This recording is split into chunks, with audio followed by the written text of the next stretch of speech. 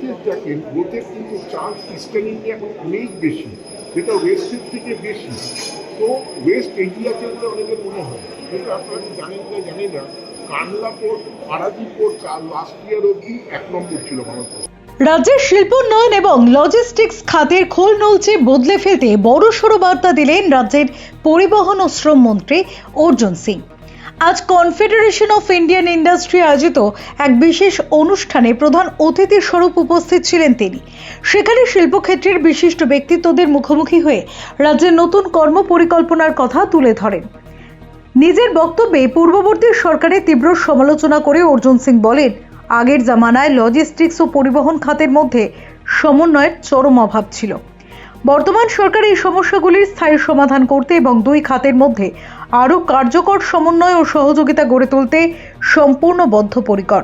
তিনি আরও জানান, প্রধানমন্ত্রী নরেন্দ্র মোদীর দূরদর্শী নেতৃত্ব ও দিক নির্দেশনায় এবং মুখ্যমন্ত্রী শুভেন্দু অধিকারীর নেতৃত্বে রাজ্য সরকার একটি সুস্পষ্ট কর্ম পরিকল্পনা নির্ধারণ করেছেন।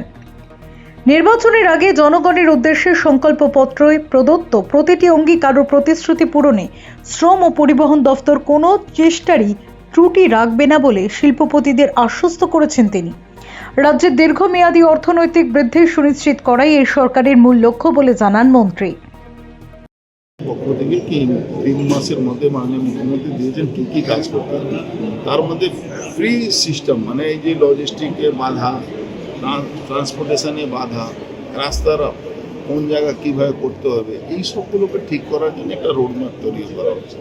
মানুষের একটা অনেক বড় চাহিদা আছে, কীভাবে বাসে উঠবে, বাস নেই, প্রায় 400 বাস মানে সময় আগে কন্ডেম করতে হচ্ছে।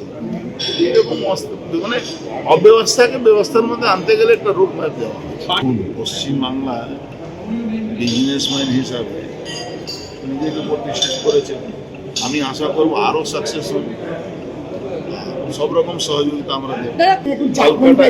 ক্যালকাটা শিলিগুড়ির অবস্থা আপনি দেখেছেন, আমডাঙ্গার কি অবস্থা আছে, সন্তোষপুর থেকে জাগুলিয়া অবধি কি অবস্থা আছে, তাও সেদিন বসে দাঁড়িয়ে থেকে মানে বলতে গেলে রাস্তা ক্লিয়ার করানো হয়েছে। আমরা আজকে অনেকে প্রশ্ন করতে পারে যে এই সময় কেন, এই সময় কারণ তো আপনি আপনারা দেখেছেন যে আমাদের সাবজেক্টটা হচ্ছে ট্রান্সফরমেশন ইন লজিস্টিক্স, এটা হিউজ ট্রান্সফরমেশন হচ্ছে। আমি কোনো পলিটিক্যাল আলোচনার মধ্যে ঢুকছি না, কিন্তু এই যে alignment with the centre is very important. কারণ আমাদের সেন্টারের সাপোর্ট আছে, কিন্তু আমরা ইস্টার্ন ইন্ডিয়ানে অনেকেই পাই না। এবার দেখুন আমাদের ইস্টার্ন ইন্ডিয়ানে 5টা স্টেট, আমাদের মানে সিআইআই জোন হিসেবে বিহার, বেঙ্গল, ঝাড়খণ্ড, উড়িষ্যা, ছত্তিশগড়। 5টার মধ্যে যদি দেখেন আপনি 4টি হচ্ছে অ্যালাইন উইথ দ্য সেন্টার। তাতে কী হচ্ছে, প্রজেক্টটার ইনভলভমেন্ট হবে, ইন্ডাস্ট্রি তৈরি হবে।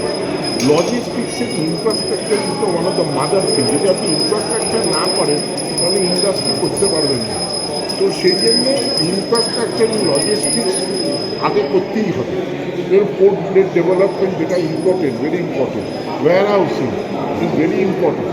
এই সেক্টরগুলোতে যদি ইনফ্রাস্ট্রাকচার বাড়ে, যেটা মেন হচ্ছে বাংলায় বলে লগ্নি যদি টাকা যদি আসছে, তাহলে আজকে আপনি জানেন আদানি এসছে, আদানি বিরাটভাবে আসছে, টাটা আসছে, জেএসডব্লিউ আসছে, রিপ্লে গ্রুপ আছে, তারা হিউজ টাকা ইনভেস্ট করবে।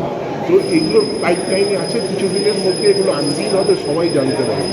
তো এটা একটা মানুষের মধ্যে একটা সচেতনতা গ্রো করার জন্য আমাদের এই কলেজিয়াম, যে এই রিজেনে বেঙ্গল, বিহার, লোকের একটা ধারণা মানে ব্যবসা মানে ওয়েস্ট, মানে বম্বে, গুজরাট, আহমেদাবাদ মানেই ব্যবসা, কিন্তু এই রিজেনেও সঞ্জয় জি আপনি বুলা রहे हैं। Bureau report, channel 10।